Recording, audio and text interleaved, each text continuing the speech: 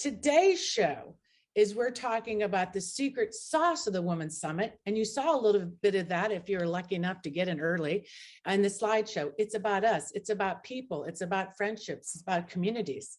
And I know I met some great people, even in Virginia Beach. Frank Mosley, if you're in the room, new friend, just love meeting him. Man, I had an awesome time. And that's what it's about, you know, showing up and meeting each other.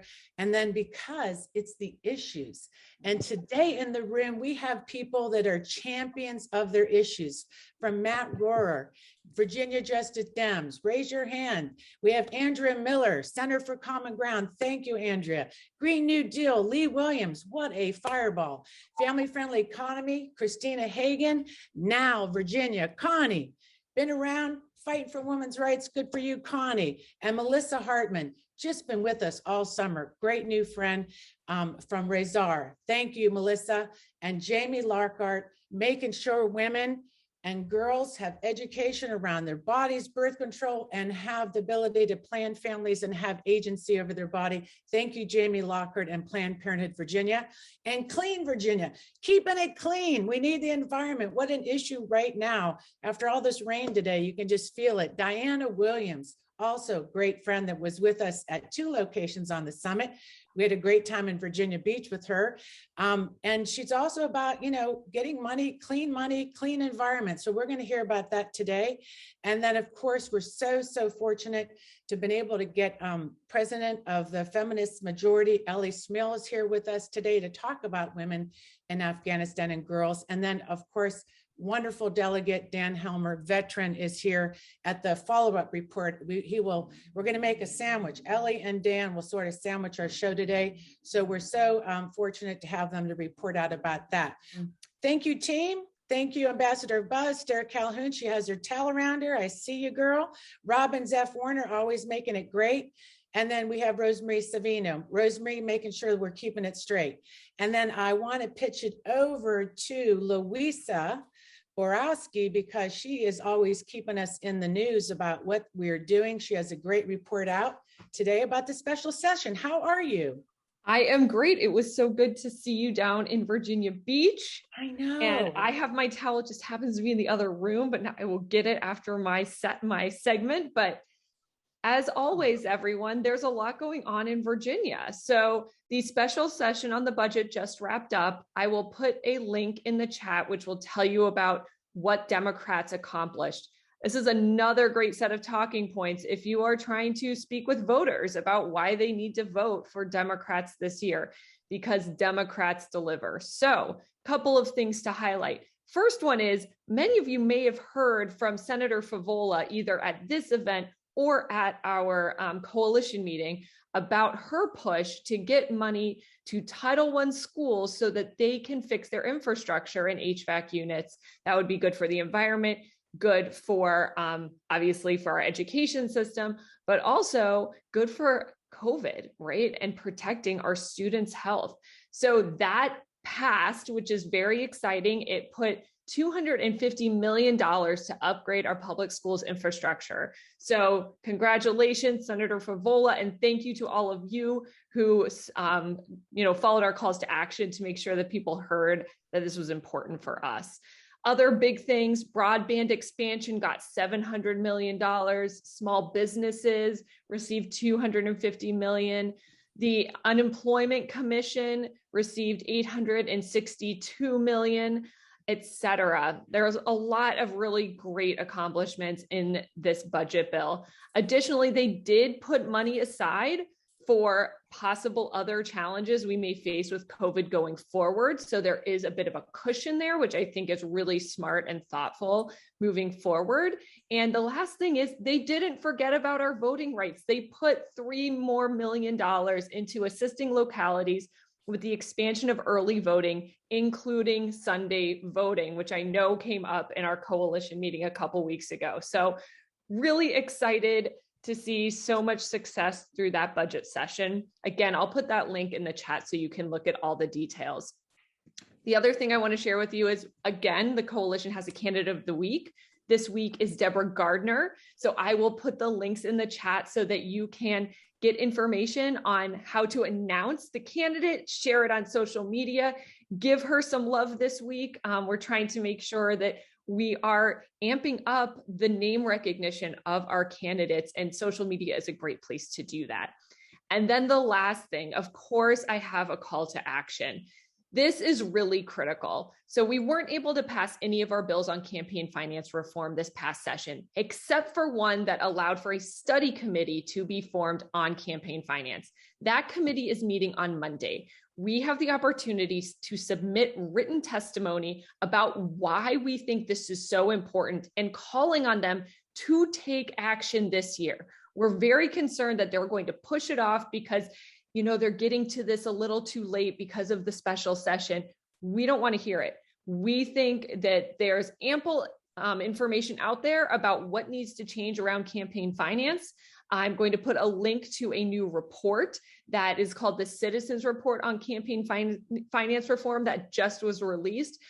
Basically, this report does the work for the committee, and they don't have to go and do all of the research. So we want to remind them there's research already that's been done. We want them to take action because we want legislation ready to be considered in our 2022 General Assembly session starting in January.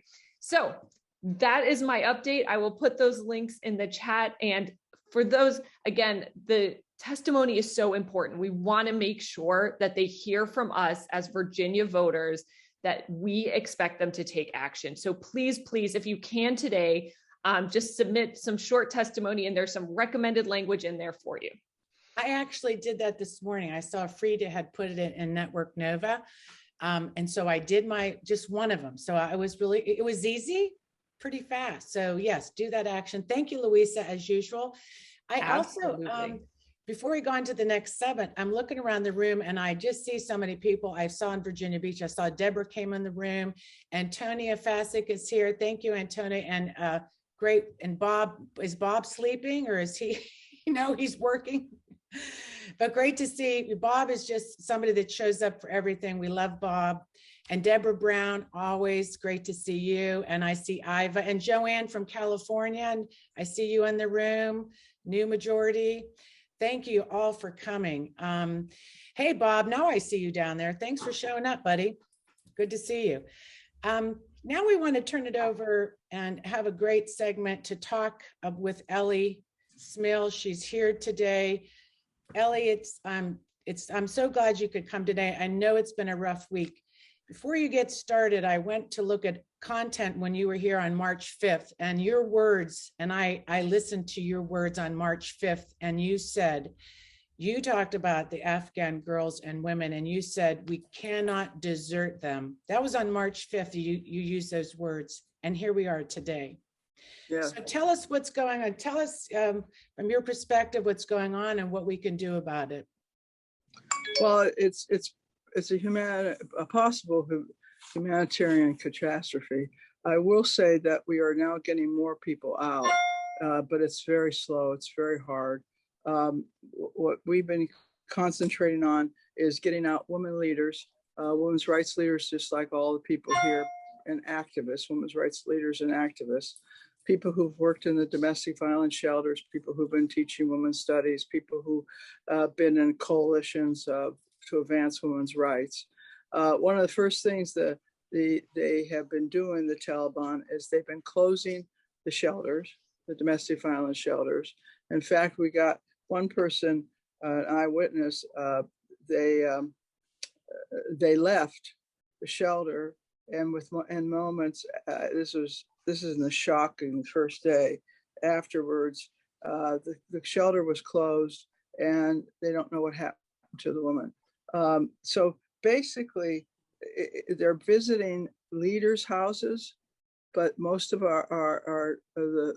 they didn't go back. I mean, in other words, people are running. You've seen the thing at the airport. It's very, very hard. Even when they're on a list, we've been trying to get names of people to the State Department and to the White House that should be helped out because they've been definitely working on either NGOs that support women's rights or human rights. And anyway, so frankly, I've been up around the clock almost, Mhm. because we're doing everything we can to get people out. We've had some success, but it's very hard. We have charter planes going in, because some of the government planes are obviously trying to get out American citizens or American people who were working for the various agencies and government. So anyways, a lot of these people who are the NGO people are the people who are working for non-government organizations. We're trying to get it out in chartered planes. Right. We have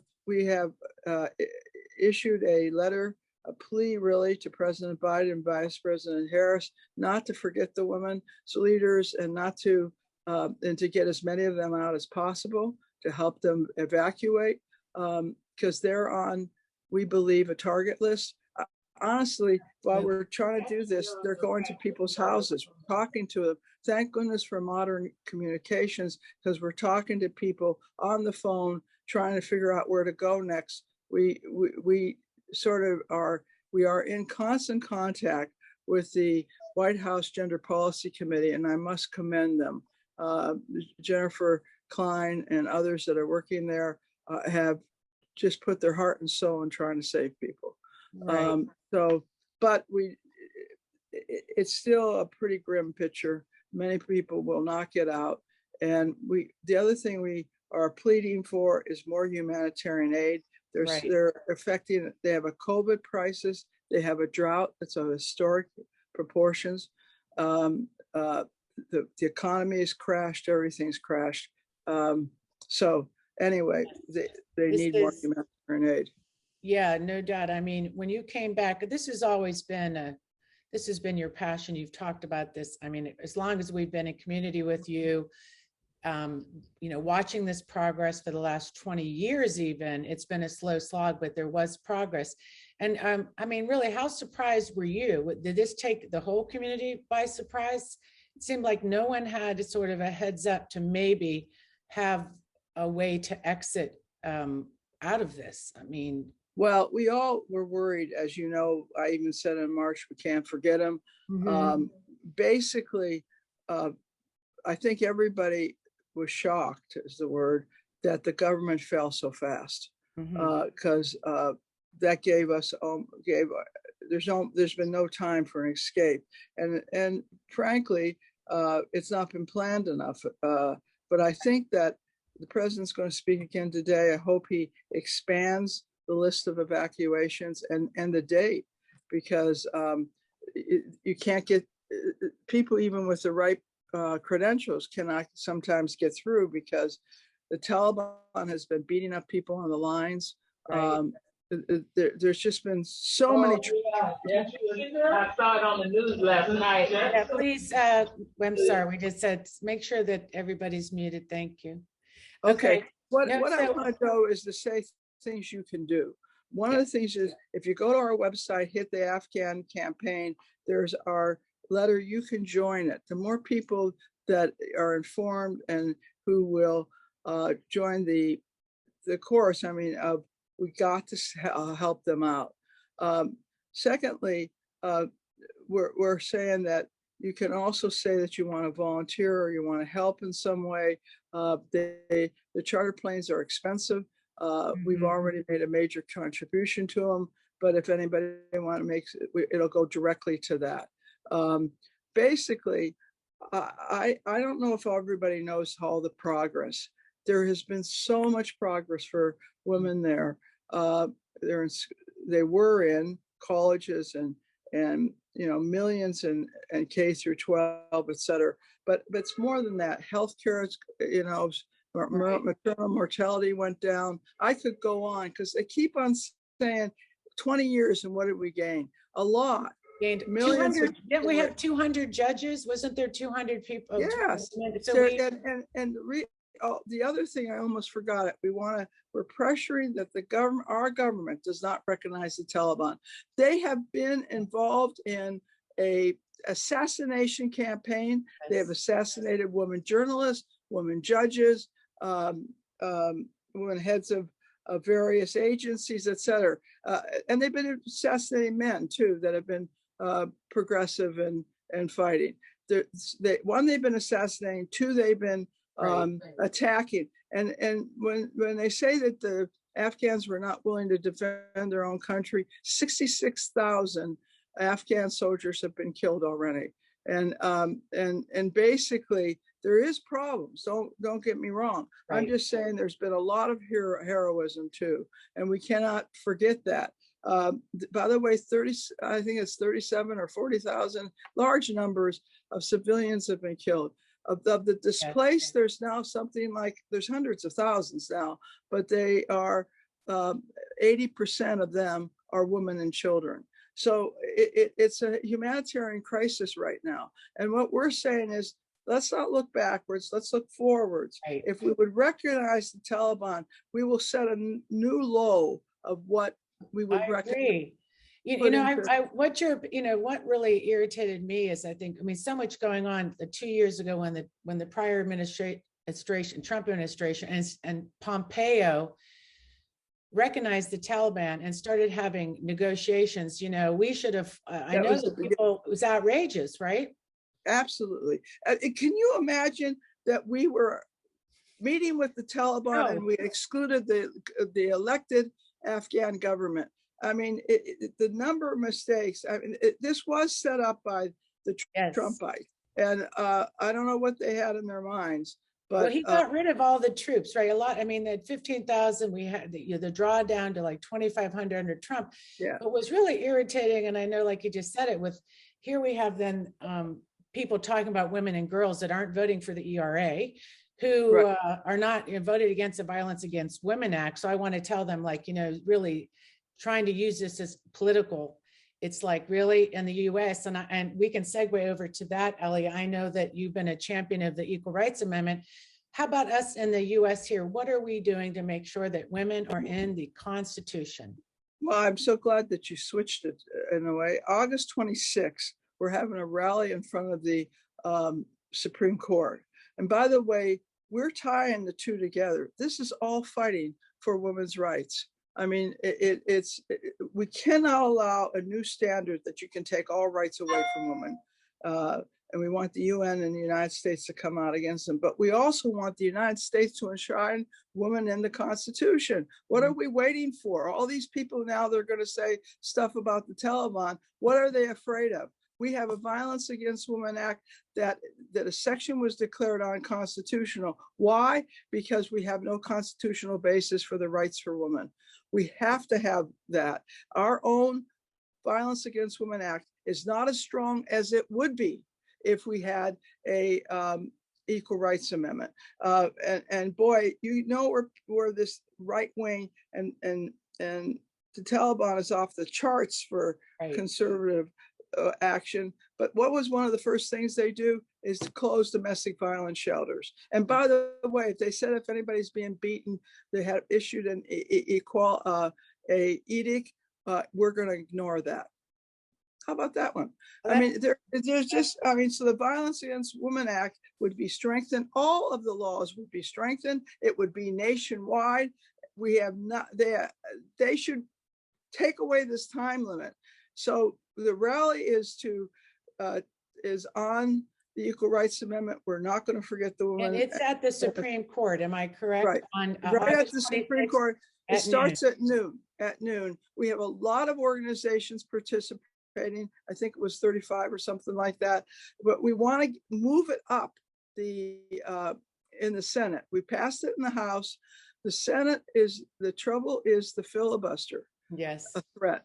And so what we got to do is end the filibuster for voting rights, for Equal Rights Amendment, for a whole host of issues. I mean, if we're going to deal with climate change, and here it is, another day of rain. We have to, in my opinion, end the filibuster. And so we're going to be really organizing. We decided we had to start August 26th. The big fight will be this fall. We can do this.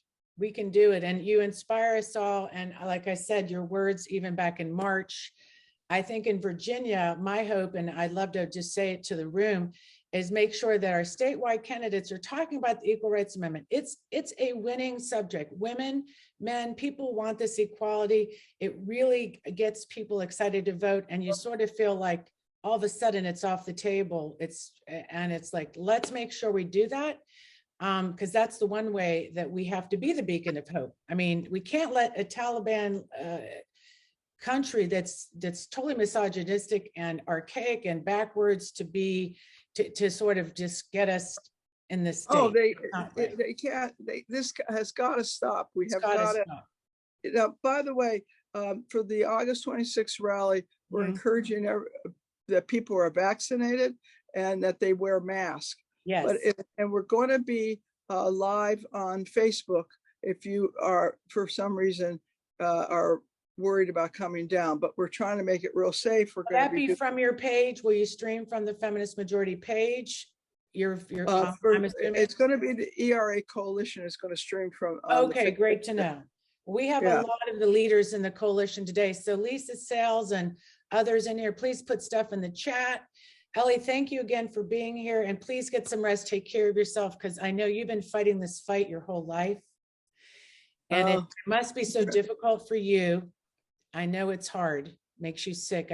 So you're in my heart. I know this is hard. I do. It's terrible.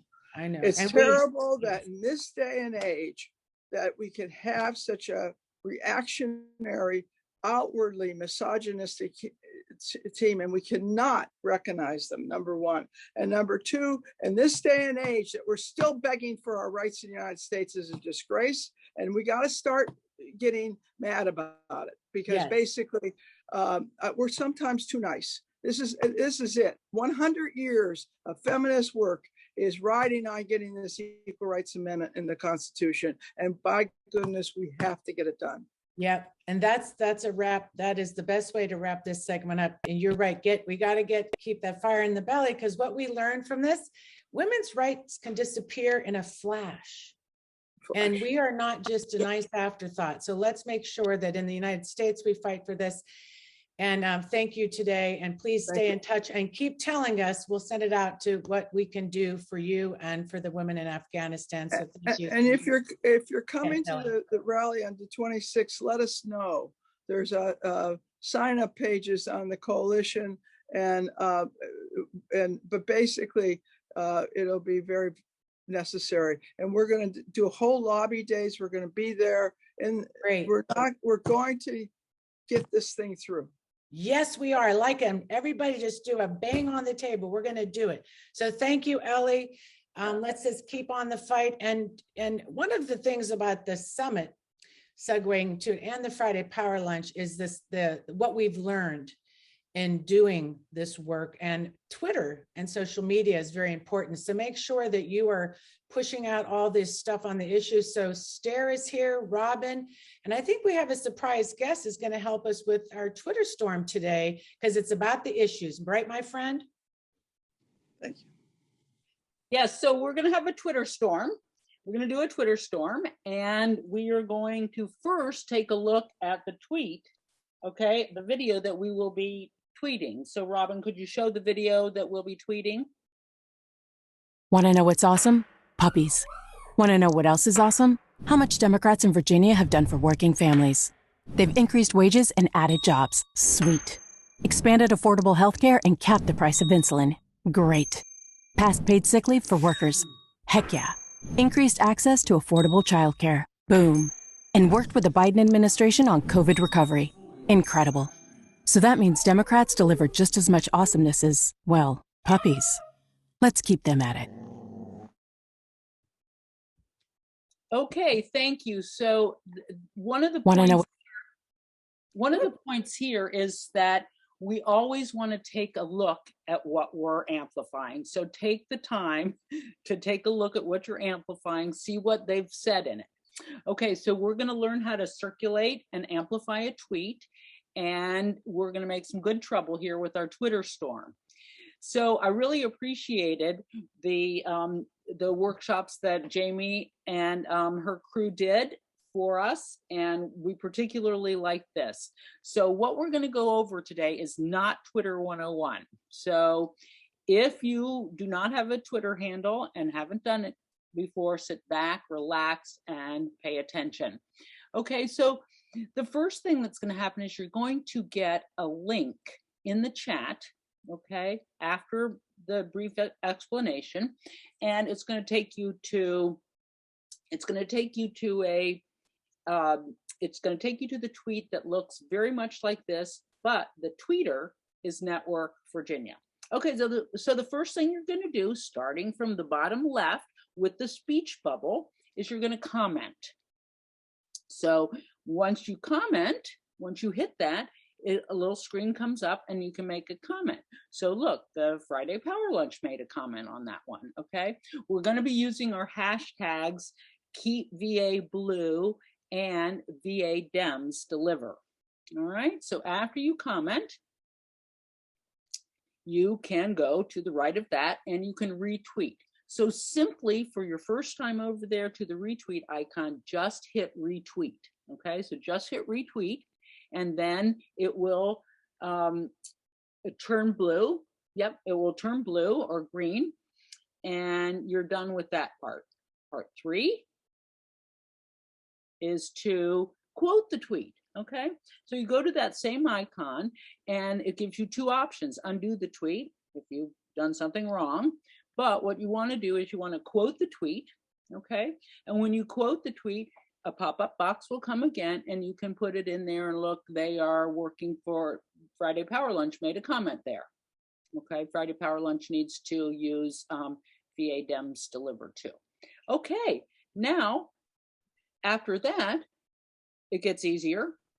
Just hit on the like button and the heart turns red. And finally, click on the Twitter handle and follow them. In our case, it will be Network Virginia. So I'm going to leave it at that. We're going to put the tweet in the chat for you all to do that with. And I invite and welcome Jamie to clarify a little bit anything that we might have missed. Thank you, Jamie. Hey, Jamie. Hi, guys. The only other thing is if you want to actually embed the video in your own tweet, if you go and hit the comment button, you will see where it says pic.twitter.com/ and you can copy that link and it will embed the video into your own tweet. So what's the value of that? Because we actually did that when we got that video. Is there value to that for us, Network Virginia? Because sometimes the followers from your own account are more likely to retweet and interact with an original tweet from you. Especially if you have like a network of people, and so that's the benefit of it. So if you're an influencer or you have a lot of followers, it's a good idea to do it that way. Yeah, kind of start over, which is basically what we did, because we did that from. You guys embedded that tweet, and so especially on Twitter when you have a network, and there's typically, and the Twitter algorithms really reward interactions between accounts that interact a lot. And so you will see that algorithm kind of get bumped up because your followers are more likely to interact with your own tweet. Well, that's something that I actually meant to say, that when we're doing this, we should not only read the tweet and watch the video, but really think about how you want to engage in this, okay? So think engagement, think questions sometimes, right? And what about the use of tagging people or anything like that? How do you like that? You don't want to tag somebody in an original tweet. You would want to reply to yourself and tag somebody, because people are not going to amplify an @ unless there's a very specific person. Like if you're tweeting Chuck Schumer to call the Senate back into session. That's one thing because there's an actual message involved. Or you could tag like Virginia Dems or a candidate. But you want to make sure that the tagging actually has a purpose and a message so that people want to, retweet it. So but also you're trying to get the attention, say, of Chuck Schumer or Okay. Yeah. Good. All right. So we got to wrap up. We got all the issues, big boss. And Jamie, I'm watching this Twitter tweet go up. I don't know if you guys can see it, but it's really fun. I see the likes, I see it spinning, and so everybody go to that tweet, just retweet it, even if you don't know what you're doing. But I want to make sure we have time for the issues. We've invited all our folks here to be with us today. Let's bring everybody up on the screen to talk about that. That would be the first four. We're going to have Matt, Andrea, Lee, and Christina. Is everybody up? All right, I got to fix my screen so I could see everybody. I just see Matt. I see Lee. Green New Deal, baby. Who else? All right, Andrea, one more. One more. Christina, awesome. All right, you know how it goes. This is, first of all, thank you for just participating always and all summer. And it's all about the issues. So we're going to do our hot 2 minutes. You get to talk. We have a bell. Robin, give us that bell sound so they know. What does it sound like? I could make it. Ding, ding. Ding, ding, ding. It's not dinging. You will get a bell and a reminder, and then we'll pass the mic. No biggie, but it's just so we can move things along. The issues are so important. Uh-oh. Okay, ready? Fight. Let's go. Okay, first up, Matt. Matt, you were always so passionate. Let's go right out of the gate with Matt. Are we ready with the timer, Robin? We're ready. All right, Matt, roar. Okay, Virginia, yeah. So I'll just say this, when we're going out here and campaigning this year, or if people are feeling a little tired, we need to remind ourselves, as goes Virginia, so goes the nation. We cannot allow 2021 to be another 2009 after we won back in 2008 and elected the first Black president after 2 terms of disarray. We took our foot off the gas and we ended up with a Republican administration here in Virginia. And it's not out of the realm of possibility.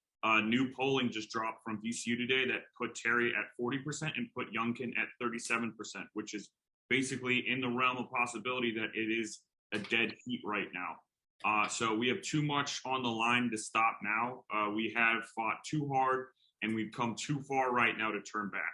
And they're looking to roll back every single thing that we've accomplished over the past 2 years, really, because of the stuff that is happening in Texas and in Florida and throughout the South, like limiting the right to vote, making it harder for certain people to go to the ballot box or any of that stuff. That will all be here before we know it. So what I'm asking is, if you want to have campaign finance reform and ethics reform in Richmond, I'm asking you to knock on those doors. If you want to repeal our so-called right to work and have the economic equality here in Virginia, I'm asking you to make a few phone calls. If you want to protect the air we breathe, the planet we live on, text a few of your friends. If you want to make Virginia a place that will welcome you no matter who you are, what you look like, where you come from, who you love, what faith you serve, what you can do, or how much money you make, and make Virginia a commonwealth where wealth is common. Get out and elect Democrats up and down the ballot. Racial justice is on the ballot. Social justice is on the ballot. Environmental justice is on the ballot. Economic justice is on the ballot. And we're going to make even more progress in Virginia over the next 4 years. And I can't wait to do it with y'all. So let's go to work. Woo, I love it. I love it, Matt. Thank you. You're always so great at getting us pumped up. And you're so right. It's too close for comfort. And I think it's just because, Democrats are right now just overwhelmed because we're not running around with this crazy talk. We're really caring, and it takes a lot of emotion. So I think eventually we need to turn that emotion on getting out the vote. So thank you for that. Andrea, Center for Common Ground, you're up. Start the timer, Robin. Let's go. Great. Thank you, everybody. Center for Common Ground. Our mission is to empower Black, Indigenous, people of color voters. And that also means we have got to hold the people who write very good laws accountable. Virginia now has Sunday voting. We have just learned there are a number of counties who have no intention of offering Sunday voting. So we are getting ready to file a lawsuit. We may be reaching out to some of you to join us in that lawsuit. Virginia is very, very progressive on people with past felony convictions, allowing them to be reenfranchised. However, while 165,000 people have had their rights restored, we are estimating 140,000 people don't know. I'm going to put a link to our Outreach Circle app in the chat. We are using that. In your app will be the link where you can help people check their restoration status. Have their rights been restored? And if not, from that same link, they can then request that they be restored. Matt, thank you. This is so very, very critical. We are going to have to make sure we do a huge turnout. We are now opening democracy centers in every single city. In Hampton Roads, there will be at least 4 in Richmond. They will all be equipped with this app, checking voter registration and pushing critical information to Virginia folks immediately. So thank you. Woo, I love it. Under the bell. And then over to Fiery Lee Williams, Virginia Green New Deal. Hit it. Awesome. The banner above my head is a mere representation of a portion of our 90 coalition partners of social and environmental justice heroes, 2 of which are in the room with me today. Andrea and Matt are part of our coalition. We have over 8 working groups that deal with environmental justice, social justice, sustainable jobs, cities, transportation, housing. If it's an issue you care about, we have a working group that is working on your issue. We have 4 bills coming up for sure in the next General Assembly session that we are going to need your help for. We just did this Twitter storm, and we need to hold our elected officials to their promises. You know, keeping Virginia awesome is about keeping our promises. So we've had some great strides over the last couple of years. We need to get the rest of these across the finish line. I made this graphic because all of our issues are down here, and above them are jobs, equity, and justice, and climate. But anything that we want to get done isn't going to happen unless we have this big umbrella over our head, which happens on November 2nd, when we vote in our progressive Democratic leadership and don't let that pendulum swing back to the GOP side, because all will be lost. We've said that before. For 20 years, we've been saying this vote matters, or this vote really matters this year. This is the election. No, man, this year it matters. Thank God for our Network Nova folks who had the Friday power lunches all week. We needed to have our souls, rekindle the fire, our passions rekindled over the summer after we did the June primary season. We really needed this space to come together, to build the community and rally around all of our issues. But the number one issue, like Andrea and Matt said, is getting out the vote in a couple weeks. Early voting starts. We need to go vote. When we vote, we win. I love the bell. So Anna, I don't know if you're having issues with your audio, but I hear everybody fine. Anna says, are multiple people still supposed to be talking? I can't understand a thing. I understood it perfectly. Everybody's taking a turn. And just so you know, before Christina goes, Delegate Dan Helmer will be here with the Afghan report out at the end. So please stick around. With that said, over to our friend from Friendly Family Economy, Christina Hagan. How are you, friend? Go. Doing great. Thank you so much, Catherine. Thanks, everybody. Thanks for creating this platform through the Women's Summit and showing some love to other parts of the state. I really loved that about this year's program. So, you know, I'm here to just say a few words about care economy priorities in the 2021 election cycle. So it's a rare set of issues, these care priorities that appeal not only to our base voters and a really good turnout mobilizers, but they also appeal to swing voters. So it's got a turnout element, it's got a persuasion element. And we've been working very closely with House races and with statewide this year. And one thing that we're really seeing pop in a lot of these polls is that, you know, as schools reopen, as families are getting vaccinated, as Virginians recover from the pandemic, voters really want to support candidates who support a working families platform. And so, you know, as we kind of think about November 2nd and everything that has to happen between now and then, just a quick plug to say that this is a really, really strong issue set and something that we've been really pleased to see so many candidates running on.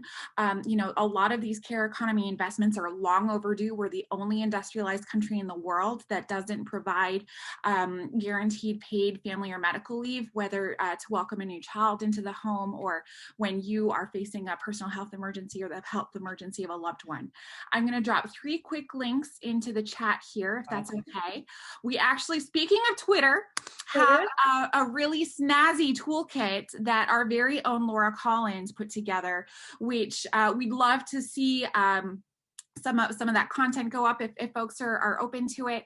It's all supporting Build Back Better, President Biden's plan, because one way or another, whether it's federally or at the state level, we're going to get paid family medical leave. We're going to get you know, better solutions to this childcare crisis. There's a link in there to our Postcards for Paid Leave campaign and our newest book. So that is my 2 minutes. Thank you, Catherine. You did really well. And, you know, family-friendly economy really is key. It really includes, it's just such a, like you said, a winning issue. So thank you. I want to tell everybody that as sponsors, we'll be seeing more of Christina. Every month, we'll be doing a highlight of one of the candidates on your storybook. So great for that. And let's bring up, you can keep everybody on the screen. Let's bring up our next 4 people to talk about issues. Again, if you've just checked in, we are talking all about issues. And so the next 4, Diana Williams, Clean Virginia. We have Jamie Lockhart, Planned Parenthood. Connie, Constant, Cordovella, right? See you over there, Connie. And now, and of course, Melissa Hartman. So again, this is about issues. So out of the gate, remind me who goes first. It's off my screen for some reason. How about Connie? Connie, why not? Connie, go first. Well, thanks a lot.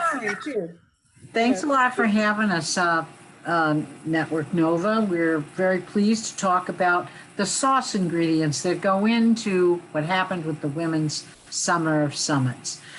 We've been stirring the ingredients for a long time at the National Organization for Women. For decades, in fact, we put in equal parts of constitutional equality. After all, we are the 38th state to have passed the ERA, and by God, we're going to have it now. So join us on August 26th for that very important meeting at the Supreme Court. We put in a little bit of reproductive rights and justice, and remembering most politicians are very poor gynecologists. Economic justice, we've needed job benefits, higher wages, and fair and equal pay for a long time, and we want it now. We're going to end violence against women. We're demanding that violence stop, and we're working to equalize the laws so that women are given the same recognition and protections as men. Racial justice, and here, this is where we bring all of our goals and ingredients together into the mix. We're going to be focusing heavily on the school to prison pipeline for Black and brown girls to prevent criminalization of girls and women of color who face gender and racial bias and have economic and behavioral needs. They don't need jail. We cannot accept the loss of a generation of capable women in our society that's so badly needed. And those who find race theory critical are often those who won't face historical facts. And then we have the LGBTQIA rights, plus rights, recognition of the right to equality of gender and sexual identity, for which the ERA holds the key, celebrating each person's right of autonomy and recognition for themselves, and stopping harassment. That's the salt and pepper of life. So now we came to the summit, we came to support women, we came to support our candidates, of which we have over 80 that we have endorsed. I'm going to put links in where you can see who we've endorsed, and also to the Virginia Now site where you can see some of this information. That's it. We urge you to vote, vote, vote, because it's never mattered as much. Love it, Connie. Thank you. I loved how you added it with the sauce. It's like a good sauce, Yeah. with all the ingredients. And that's what we are here, right? Good sauce. That's right. So next up, Melissa Hartman, Razor. Thank you, friend. Go ahead. Oh, it's great to be here. Thank you again to Network Nova for putting on this fantastic summer summit. It was an excellent opportunity for Razor, which is the new 501c3 nonprofit, to make some of these new connections and partnerships with candidates, legislators, advocates, volunteers, other organizations that are all working to advance this important work. What we focus on specifically is identifying impacts from systemic and structural racism, conducting outreach to impacted communities, educating others, and working with these partners to really make changes to these systems and practices. But we also need to work with the legislators and those that can implement these changes and make them sustainable and ongoing. So it's often through our coalitions and these communities of interest that we're able to most effectively amplify our voices, build that critical mass that we need to make that change. We're all so much more powerful together, which is some of what this effort this summer has done for all of us. There's a few call for actions that I'd like to put in the links when I'm done with my segment. These are some of our partners or coalition members with which we're doing some of this important work. There's Racial Truth and Reconciliation Week, starts this coming Sunday, mostly online. It's hosted by the Voices for Virginia's Children. The Richmond Pledge to End Racism, Razor has just joined on that as an organization to support, and we hope to promulgate this out across the state of Virginia and beyond. Tomorrow is a climate action rally in Norfolk at Lakebrook Park, and I'll put the information on that as well. So for our environmental folks, it's also an environmental justice and racism issue. Center for Common Ground, Andrea, our wonderful partner there. They're doing amazing work, and we want to help them and Frank really push out these democracy centers through all parts, even these rural parts of the state that are so needed. And again, go to Razor's website. Please check out what we're doing, the hub we're building, perfect. And thank you. Perfect, Roland. Thank you so much. It's always great and so great to get to know you too this last year. Friendship's super important. Planned Parenthood, Virginia, Jamie Lockhart, great to see you. Great to see you. Thanks so much, Catherine. Hi, everyone. It's great to be with y'all this afternoon. I have a question. I want to know by thumbs up, using your reaction, who here cares about reproductive rights? I see some thumbs up, either real thumbs or thumbs using the reaction tool. Great. And who cares about making sure that abortion remains safe and legal in the Commonwealth of Virginia? Hit some thumbs. Well, I'll tell you that I'm nervous. I'm nervous because we have a motivation gap in this election. I don't know if folks have seen polling or if you're kind of talking to friends and neighbors, but there's a lot of Democrats who've become comfortable. They're comfortable because President Biden is in the White House. They don't have to turn on MSNBC every evening and see Trump. With the Biden administration on COVID recovery. Incredible. Yeah, it's some ad running in the background there, but and then also, they feel more comfortable because they're vaccinated. And so what we need to do is we need to make sure that we tell people what is at stake. And what is at stake is our reproductive rights. There's a case going before the Supreme Court this fall. It could happen end of October, November, December, that is going to decide the future of whether states can pass very onerous restrictions, including abortion bans as early as when people find out they're pregnant, like has happened in Texas. And so there's so much at stake with all of the 100 House of Delegates races, the governor's, lieutenant governor, attorney general's race. So I hope you will join me to knock on doors. We just got new Planned Parenthood t-shirts that we would love to see everyone here wearing. So I'm going to put a new Planned Parenthood Virginia T-shirt. I'm going to put information in the chat. We're going to be out in some of the key districts, and we have found that, you know, when maybe there's folks, we go to their door, they don't know about the candidates. Maybe they're not as motivated by the candidates, but they're motivated by these issues. So hope you'll join us. Thank you.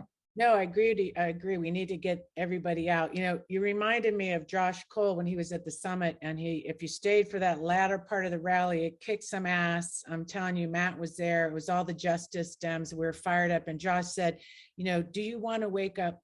You want to wake up that next day and say, did I do everything I could? And so I don't know who these Democrats are that are feeling comfortable. I'm going to go beat their butts, because I'm like, what? How could you feel comfortable? Like, what? I'm so uncomfortable right now. So uncomfortable.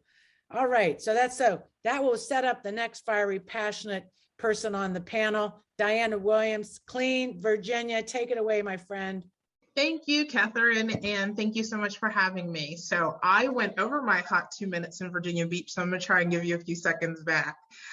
Clean Virginia, if you're not familiar with us, we are about two things primarily: clean energy and clean governance. And we learned this week that the joint subcommittee to study comprehensive campaign finance reform is scheduled to meet next week.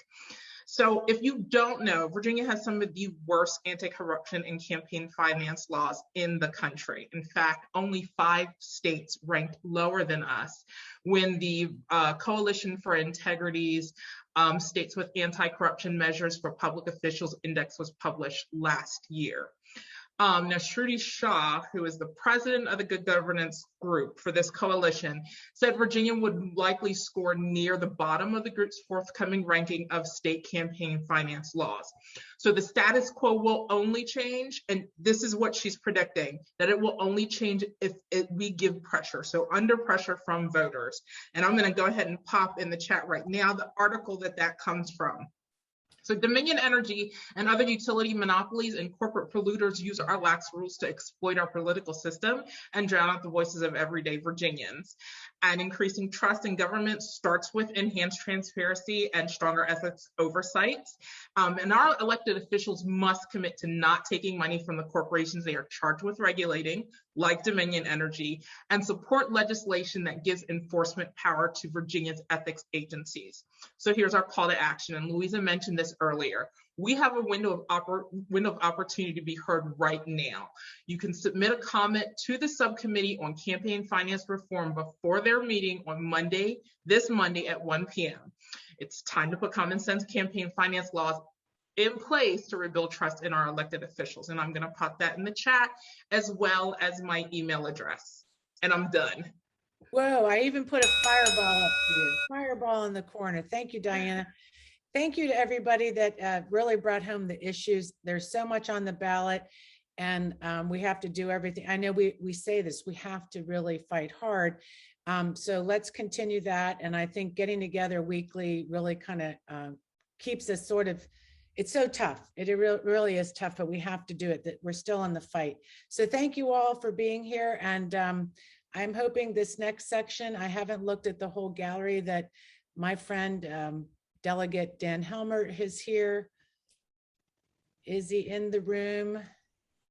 Bye-bye, everybody. Robin, Stair, do we have Dan here? Yes, we do. All right. Let's spotlight him. Dan, hello, everybody. How are you? Well, you know how it is. We're just feeling kind of just overwhelmed. And I want to tell you, it's good to see you. I think we all want to just talk. It's so much going on in Afghanistan. And first, I want to say something to you. I appreciate your friendship, and I appreciate your service to this country.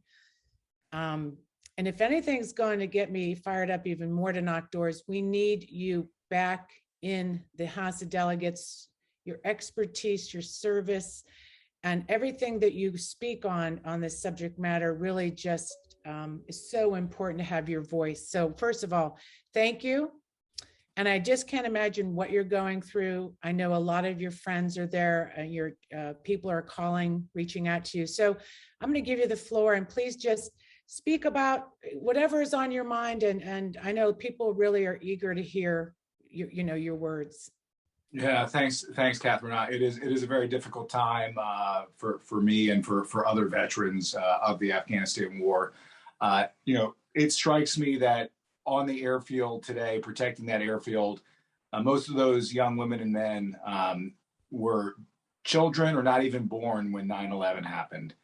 And I think the president had it right the other day when he said, a decade after killing Osama bin Laden, a decade after we have denied the ability of Afghanistan to be a safe haven to terrorists, if we weren't going to leave then, when were we going to leave?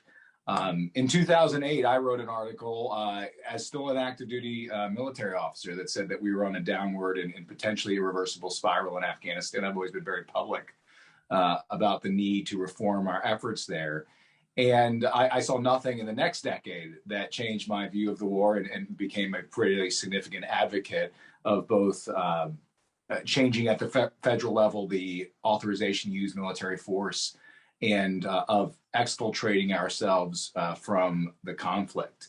None of that, though, makes excusable the decision by the Trump administration to essentially stop processing special immigration visas. And, we need to call it straight with our friends do the wrong thing too. None of it makes it excusable that the current president and the current administration were unprepared for the rapid fall of Afghanistan. And so I think it's incredibly important. And I'm sorry if you're hearing beeping, that is my laptop and there's no way for me to stop it in the midst of talking. So I apologize for that. But in the background is a company meeting in which people are sitting chats through that I can't turn off. I just got a new iPad. I'm sure it's we really can hear it, but we do hear you in the sense that I know it pains you. I know that everybody, all veterans have a point of view, all people have a point of view, but your point of view really is meaningful.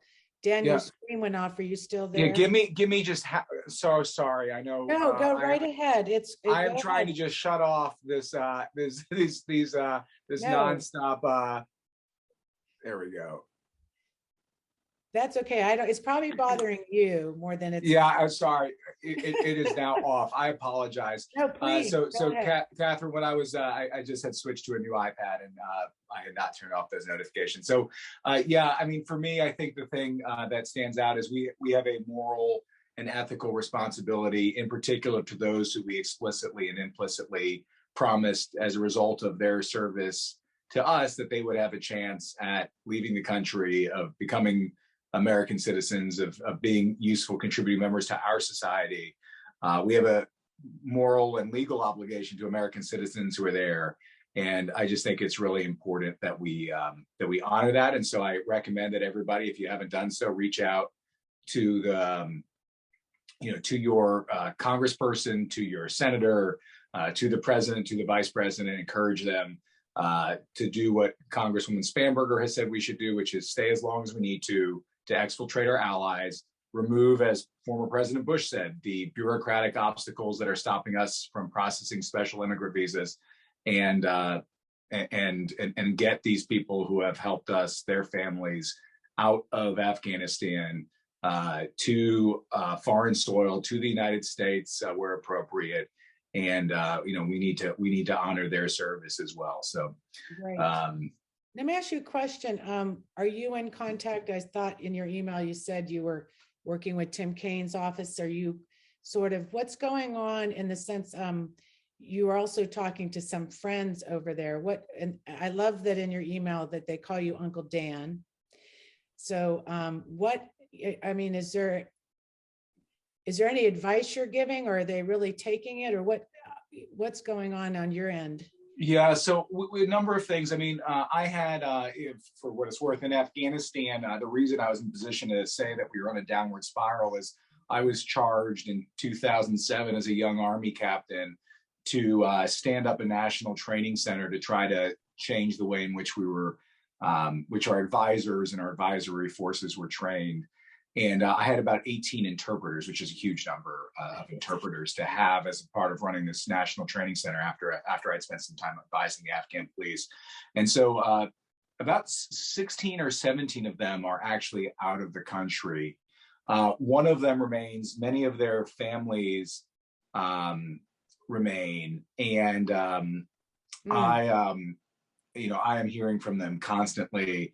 I'm hearing from, when it's, as a state official, obviously I'm focused on state matters, but people know I have a .gov address. And so the floods to our, the flood of our inbox is unconscionable. My Facebook messages, personal Facebook messages, everybody is desperate and has hope that, maybe I'll be the one who can get something through. And we're doing everything we can. So my office and I have been in constant contact with Senator Kane's office. We've been in constant contact with the State Department. We have, we're pushing the information through. What I'm hearing is, people like Abigail Spanberger who have stood up and said, look, we need to do right by this. We need to take as long as it needs. I like to hear, because it's really kind of frustrating, right? When I don't know why digging in with this deadline, why you'd ever say it. I mean, look, I'm not an expert at this at all, but it just makes sense to me that you just don't put a deadline like, oh, we're leaving on August 31st. I mean, it's like, we'll leave when we're ready to leave, right? Like, that's what I would feel. So I liked your advice in your email. Immediately, I contacted my senators, congressmen, and actually I sent emails to Biden's White House that probably you couldn't read publicly. I was pretty just, crazy, just made us all kind of really unbelievably, burdened by this. And then I learned all these weapons and all this are today, just to know that they have all these weapons at Black Hawk. I mean, what do you do then? They have Taliban. We've actually armed the Taliban at this point. We have. I mean, we've left. I mean, to be clear, in Afghanistan, Catherine, is a global arms market. It was a global arms market before we got there. It still is today. I mean, I feel devastated for the women and girls of Afghanistan who have made so much progress. I take nothing that the Taliban says at face value. I do think they will regress. I do think it will descend into civil war. Today's peaceful demonstrations in a highly armed country will become tomorrow's armed conflict. The reality is that the U.S. Does not and cannot have the ability to secure Afghanistan, even despite our intervention, despite the billions, the $1 trillion we spent there. Right. It remains a country on the brink, with people living on the brink. The arms that are there today concern me in as much as they're going to be used against Afghan citizens, right? Absolutely. They're going to lead to civilian casualties. In terms of a threat to the United States, I don't have any belief that the Taliban can use a Black Hawk.